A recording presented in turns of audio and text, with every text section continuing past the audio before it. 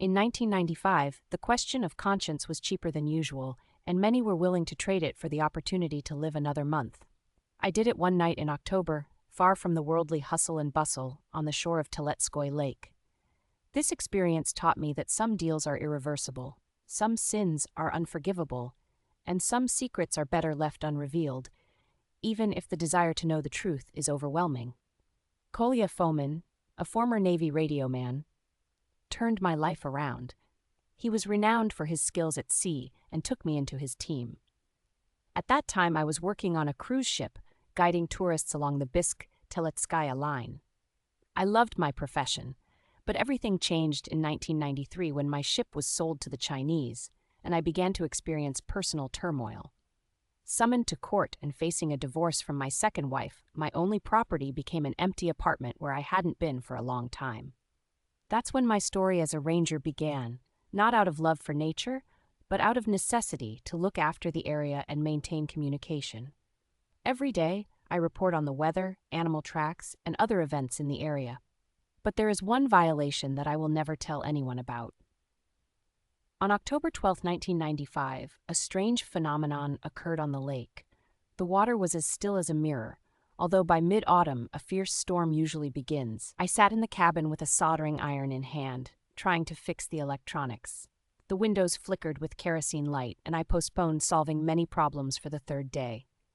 Suddenly there was a knock on the door, 3 knocks. Visitors rarely came to the border unexpectedly, especially in October. Opening the door, I saw a man named Yegor, who had come from afar with a very unusual request. Under the flickering flame of the firewood stove, he remained silent for 5 minutes before uttering the next words. He turned to me swiftly and decisively, as if he knew that the service was necessary. I had my brother and old friends at my disposal, who didn't need many words. We didn't manage to get him to the hospital. His heart had stopped 3 days ago, taking him in the night.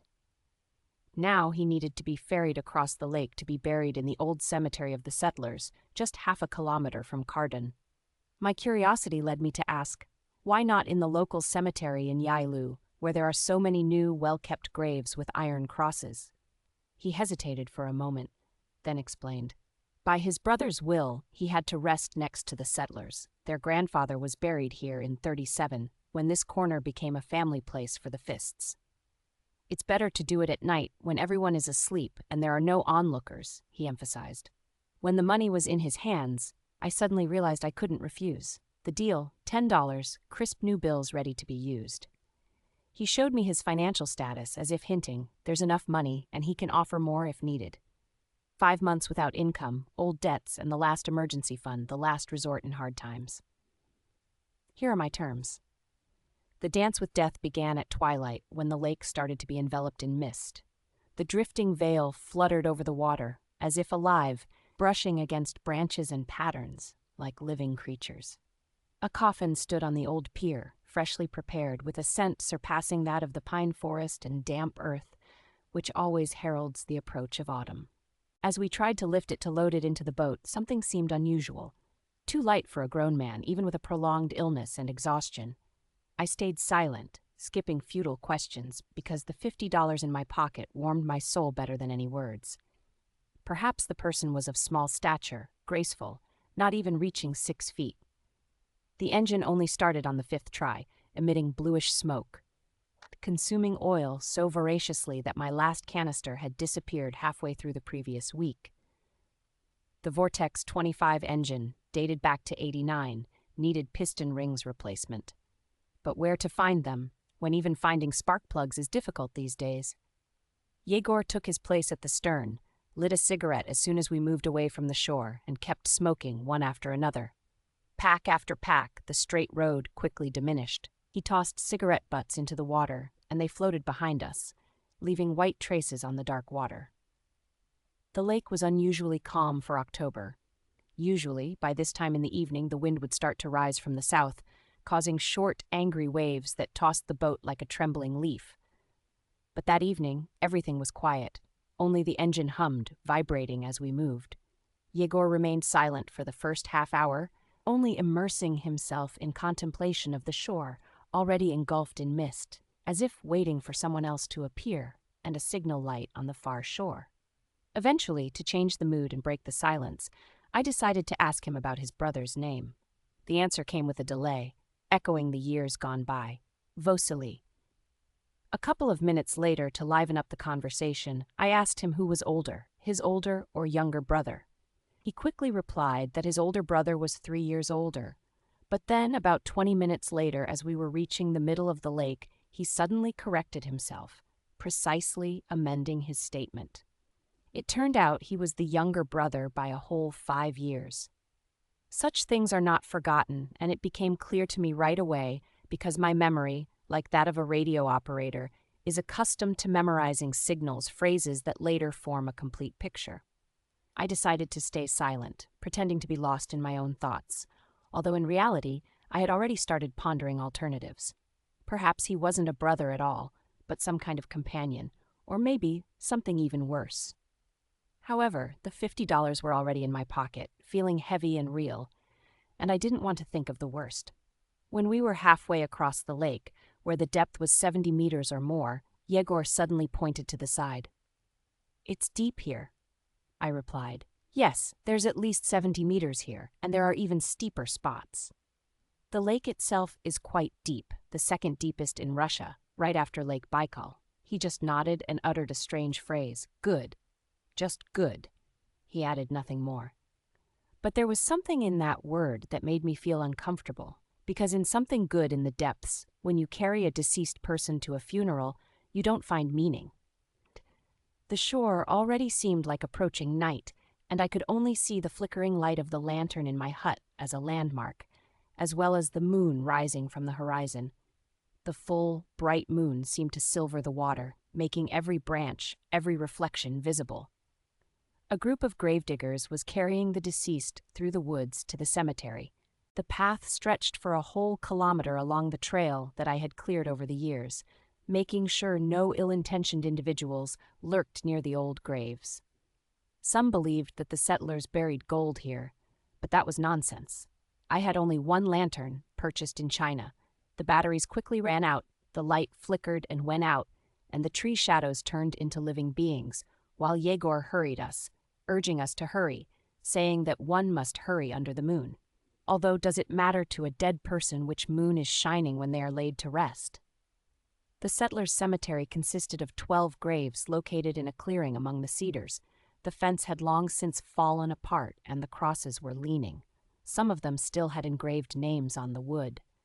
Ustinia Chelyusheva passed away in 1937, Prokopy Savelyev in 1936, and Marfa Zykov with Molodensem in 1938. Here, peasants who were exiled and died in the taiga during Stalin's repressions were buried. Yegor chose a spot on the edge where a young cedar grew, claiming that his family's deceased were buried here, although there was no cross there, just a low hillock with dewy cranberries. He began digging a grave. I offered to help, but he insisted that it was his personal matter, a family tradition. He had his own shovel, a folding and trenching tool. Apparently he always carried it with him in that case. He dug the grave quickly and listlessly. The earth yielded easily to him. It had not yet frozen, only covered with a thin crust. In the light of my lantern, so he could see well, I noticed fresh scratches on his hands, deep, as if from nails. There was something dark, brownish under his nails, resembling dried blood. Maybe he didn't build the coffin too carefully, or something else. Again, I dismissed this thought, because at night, standing in the cemetery next to a stranger, the last thing to worry about is negative thoughts. The depth of the pit was about 1.5 meters, no more. We didn't have enough strength to lower the coffin, so we started lowering it with ropes. Yegor suddenly pulled out an item, as if knowing in advance that it would come in handy. And then what happened? I remembered thousands of times after that. It cracked, right where the knot was. A crack about 10 centimeters wide appeared. Yegor rushed to close it, but I accidentally directed the flashlight in such a way that the beam of light fell directly on the crack. In just a couple of seconds that it lasted, I saw something amazing. Not a face, the back of the head. Hair, tangled together with something dark frozen in them. The body was lying face down. It's not customary to bury someone like that. Never. Not even for suicides or drowning victims. Not even for the damned. Everyone is laid to rest face up. Face down, as I saw, is only done in one case, as I was told in my childhood. It's done so the soul cannot return, so it remains forever in the ground, without disturbing the living. I wanted to ask, but in Igor I saw something that made me stay silent. His gaze was not threatening. No, rather tired, like that of a person carrying out an unpleasant but necessary task, knowing that there is no turning back. Then he hurried to close the grave, each thud of the earth reminding me that I was becoming a part of something that would have been better left unknown to me. After some time, we returned back in silence, a silence heavy and dense, like a fog that thickens by midnight, obscuring everything beyond outstretched arms. At the very shore, just when I thought Egor would simply leave, he suddenly stopped, pulled out a wallet containing dollars. He handed it to me and, almost in a whisper, said, "Silence." I didn't ask about it, didn't even hint, but took the money because I realized that refusing would mean acknowledging that I had seen something unusual. And being a witness that year was dangerous. Igor left on my boat, promising to return in the morning and leave it at Yaeli's so I could pick it up. I stood on the shore, listening as the sound of the motor faded as it dissolved into the fog, and I thought about paying attention to the scar on his cheek, which was later mentioned over the radio. But I didn't do it, because self-preservation instinct overcame curiosity. For 3 days I waited for something to happen, for someone to come and start an investigation, and on the 3rd day I heard a motorboat on which Palich from Kokshai arrived. He brought my boat, saying that some man had left it at the pier and asked to pass it on to Nikolai from Chelyusha. Palich joked, saying that I was an average taxi driver. Clients don't come back. I smirked with a crooked smile, poured Vitaly some homemade distillate from the supplies he left with me in case of repairing his radio station, and he sailed away, full of unknown joy. On the morning of October 15, I turned on the radio station for the usual broadcast, but suddenly the peaceful whisper of meteorologists was interrupted, and instead an emergency message rolled out, making me stop breathing. In the village of Artybasha, Vasily Egorov, 52 years old, a local gold trader, disappeared. He carried a decent amount of cash on him to buy gold from miners. He was last seen on the evening of October 11th. He was accompanied by an unknown middle-aged man. Egorov's distinctive features were thick hair, a strong build, and a scar to the left of an old injury. I turned off the radio receiver and delved into thoughts, lighting the last cigarette from the black stash. That very black day had come. In the message that the person interrupted me with when I asked about his brother, they mentioned Vasily Egorov. An hour later, I could see his black hair in the crack of the coffin, but I still didn't notice the scar, although now I was sure it was there, to the left of the deceased's face. I could have called the old department, told them, "Check the grave in the old cemetery, there lies the body of a gold trader." But I concealed it, taking $70. I became a witness to a crime. And then, who would believe, at night I transported the coffin for money. Now my conscience is awakening. They will say I killed him myself, and I'm just trying to wash my hands in water. At noon, I transmitted the standard report over the radio. The temperature is +2.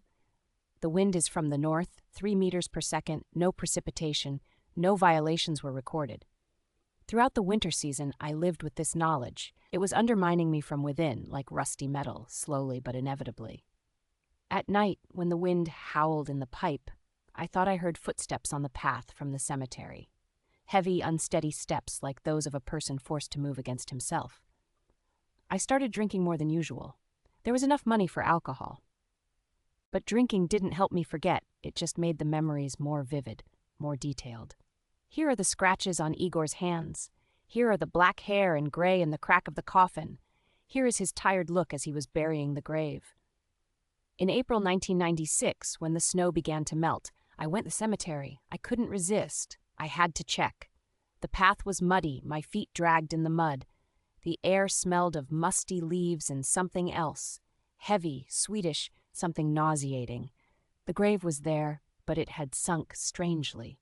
Unevenly, as it never happens when the earth settles over the coffin, when the boards start to rot and break under the pressure of the soil, and on one side it was as if the coffin had been half empty from the start, or split in half, or the body had shifted, or it had been taken out in winter, in those weeks when I was drowning in drink in the hut. I stood at that grave and realized that I could have taken a shovel, dug, and seen what was really there. But I didn't, because there are things that are better left unknown. It's enough that what has already been revealed. I knew the main point. In October 1995, I was accused of murder, perhaps something even more horrible. Many years have passed since then, but I have never returned to my former self. I used to think that I had escaped to the depths of the forest to avoid the dirt of the big world, evade the chaos of the country, and rid myself of human wickedness. But as it turned out, dirt seeps everywhere, like water seeping through your fingers. It finds you even in the most remote corners of the forest, turning you into its accomplice. Even when your sole goal is to survive, traces of dirt remain. No violation is determined, and I continue to transmit portions as before. I managed to master this art at a fully professional level back then, during that autumn period. We all learned to do this in those years. Lie, keep silent, evade answers, take money, and not think about where it comes from. The grave of the displaced persons is still there, overgrown with weeds, but every spring it sinks a little deeper, as if the earth is trying to forever hide what should never have ended up here. I no longer go there. There are places better left untouched, memories better left untouched, sins better carried away. July 15, 1996, 2 a.m. I slept restlessly, and once again a nightmarish vision of an October night with a coffin came to me. The dream continued when I heard a knock, not at the door, but at the window. Quiet, but insistent. It seemed like someone was afraid to wake others, although there was no one within an 8-kilometer radius. I approached the window, turned on the flashlight, and there stood Tolik, Dinaida's son, clinging to his last hope. I let him in, and in the light of the kerosene lamp I saw his bloodied face. His hands were shaking so much that he couldn't hold the glass of water. Since he arrived here, he had been through a lot. The price for communication back then was $22, and he worked wherever he could. First at the sawmill, then as a loader at the hardware store. Tolik was a good guy, but weak. He got into trouble easily and always found problems for himself.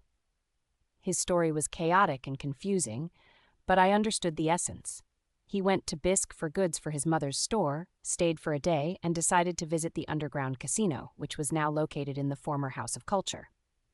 Inside, there was roulette, poker, everything like in American movies, but with a special local flavor. Tolik started playing with small amounts, won some money, but eventually the stakes increased, and he lost his mother's money for the goods. He borrowed from the casino owners, thinking he would definitely win it back, but lost again. The sum of $1,000 was huge for Yalu, equivalent to 5 million rubles at the current rate, astronomical money. "I have a week," Tolik said. "If I don't return it, they will offer me execution, and this is not an exaggeration. Last month, they found 2 hanging upside down in the river. Help me hide this money," he turned to me. "They won't find it here. We can come up with something in a week and return it to the owners. They promised everything would be fine." I looked at Tolik and realized that he wouldn't even have enough for $1,000. Despite all his efforts, even if he sells the house, no one in Yalu will buy it for that amount.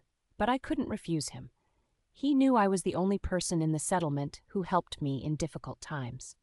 In 1995, when I wasn't paid at work for 6 months and survived on fish and bread, Zenaida lent me groceries. She wasn't particularly merciful, just remembered how I took her father to the hospital on a steamboat in 1991. She helped save him. And now I have to pay the debt, even if it's a debt to the mother of a lazy son. The difficult night from the 18th to the 19th of July left its mark on Tolik, who wandered below like a caged beast. Early in the morning, I went down to see the situation. My eyes spotted scratches on the earthen wall, traces of blood on his fingers, and in his eyes, only emptiness. He quietly whispered so that his mom would think he disappeared instead of finding out how he would be found in the river. To prevent a tragedy, I took Tolik's belt, and again the night from the 19th to the 20th of July. Suddenly I woke up around 3 a.m. with a sense of unease. Understanding came in an instant. There was a strange tension in the silence, almost palpable. I stepped out onto the porch, peered into the cellar, and my heart started beating faster. The floorboards were neatly shifted to the side. The gun was carefully laid next to it, almost like a challenge, so that I wouldn't notice it immediately. Tolik was trying to buy time. With a flashlight in hand, I descended into the cellar, knowing that there I would find only crumpled sacks, filled with the smell of fear, left in the secluded corners. The eerie, acidic atmosphere made me cringe in disgust. When I inspected the hut, my fears were confirmed. My last 500 rubles, emergency money, and the Izhevsk 18 shotgun had disappeared from under the bench. It stood in the corner, covered in dust. Last season, I had bagged a couple of partridges with it.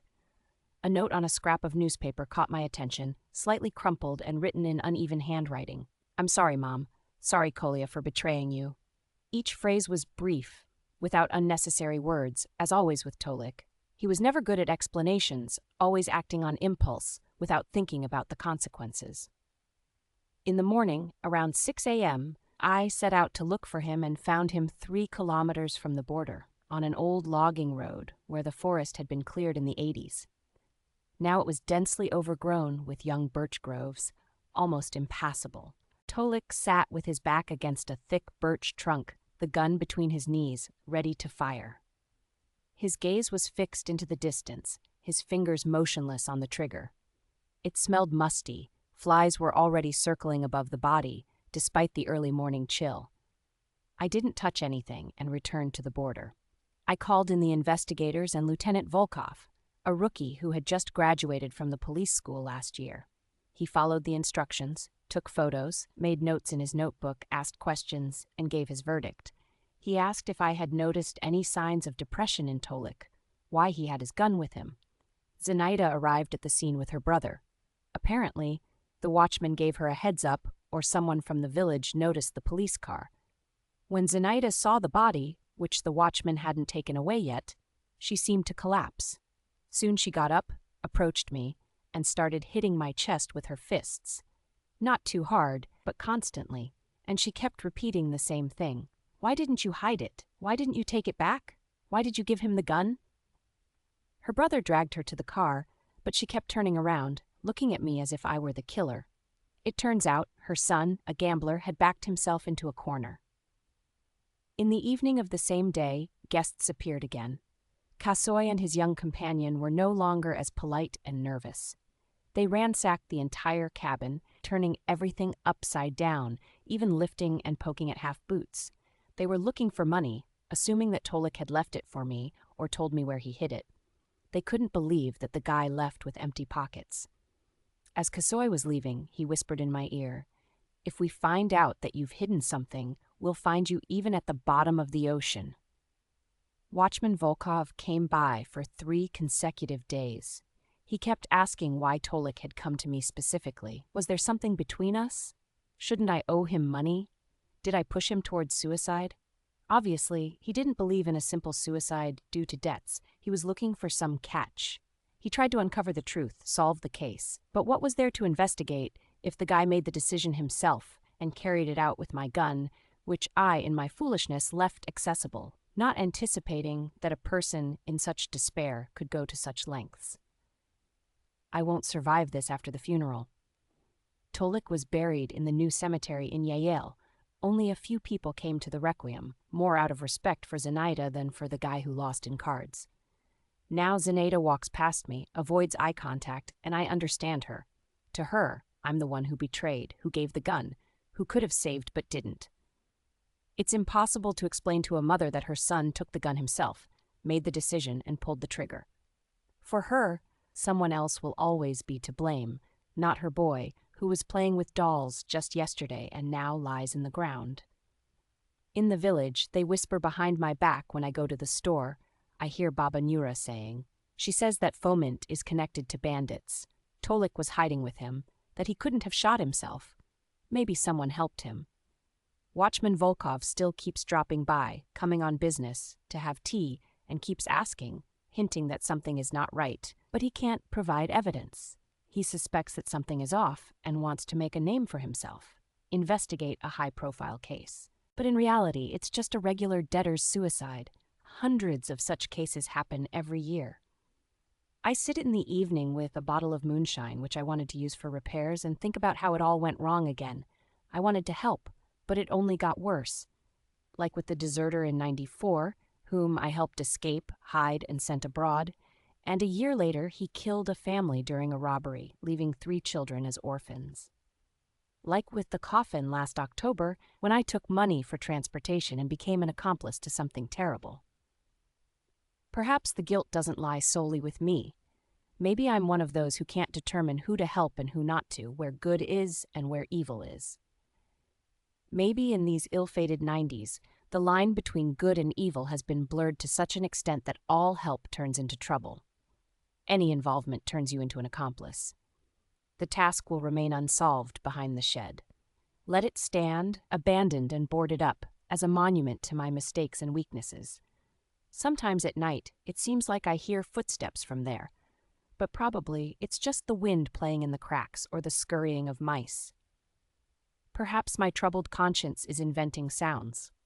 Or maybe it's really Tolik marching there, that same Tolik who would have a chance to live if I knew how to hide the gun and didn't forget it in the shed like a fool. 5 years have passed. I still dwell on the edge of the world, submitting the same report without changes. Weather conditions, temperature, precipitation, disturbances, everything is normal. I've learned to lie so well that sometimes I believe it myself.